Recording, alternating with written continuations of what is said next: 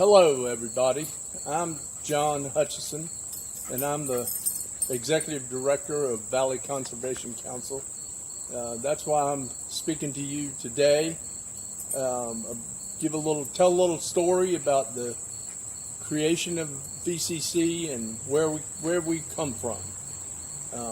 I wasn't there 30 years ago when a group of youngish idealists gathered around a table at White's Truck Stop, of all places, in Racine, Virginia. Thank goodness people like Bobby Whites-Carver and Fay Cooper and Sarah and Mark Holberg, Robbie Brown, Rick Chittum, Steve Talley, all did gather because they decided to found Valley Conservation Council. I came along a few months later, a 20-something, returned to the land of his birth and looking for a way to plug into the local conservation community. A friend suggested I call Fay, which I did, and Fay was nice enough to invite me to a steering committee of this new group. When I met them, VCC's founders and advisors were mostly in their 30s, pretty ancient in my young eyes. They also had an older generation advising them, people like McKeldin Smith and Ed Spencer and Ernie Dickerman, of all people, contributed wisdom to the mix. And as we grew from a steering committee into a full-blown nonprofit organization with a board of directors and a budget and bylaws and the whole kit and caboodle.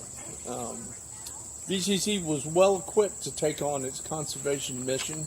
The initial board included staff from the Natural Resource Conservation Service, the Virginia Nature Conservancy, the Central Shenandoah Planning District Commission, Department of Forestry, and a tree farmer and a real farmer, just to add to the mix and keep things balanced. We're still well equipped to preserve farm and forest land in the Shenandoah Valley.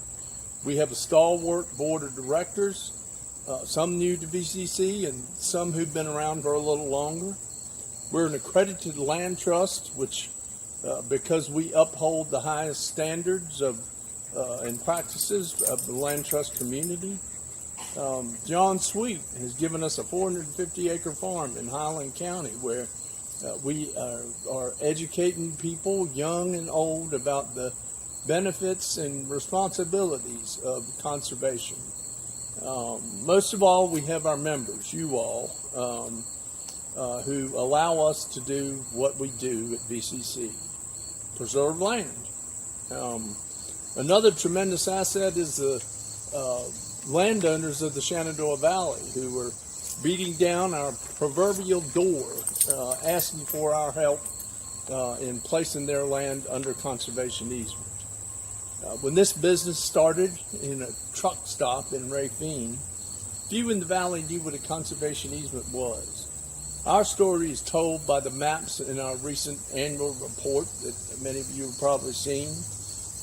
There were just a handful of easements in the Shenandoah Valley in 1990. Now there are hundreds of easements on the ground, some held by VCC, but most held by our partners, many by the Virginia Outdoors Foundation, to whom we steered landowners for much of our history. Private landowners, public officials, granting organizations, all played a role in this tremendously successful collaborative. As I said, there were just a few easements in 1990. Now there are about 180,000 acres, almost 180,000 acres of private land preserved in the greater Shenandoah Valley. That's a county's worth, more than a county's worth. Warren, the valley's smallest county, is only 136,000 acres. We protect an entire county's worth of land. We can and must do that again. But this time we don't have 30 years to do it. Let's protect another 200,000 acres of land, another county's worth, in the next 5 years. To do this, we must add more staff to work with landowners, to educate the public and our young people. Maybe one person for each of our 11 valley counties. Maybe that's a good goal for staffing an 11 county service region. After we protected another county's worth of land, we can turn around and do it again. Today, we all reap the rewards of seeds sown 30 years ago. It's an honor to carry forward this mission of this organization that I believe in, and working to conserve the places we all love and call home. I hope to continue to help you all turn visions into reality. Thank you.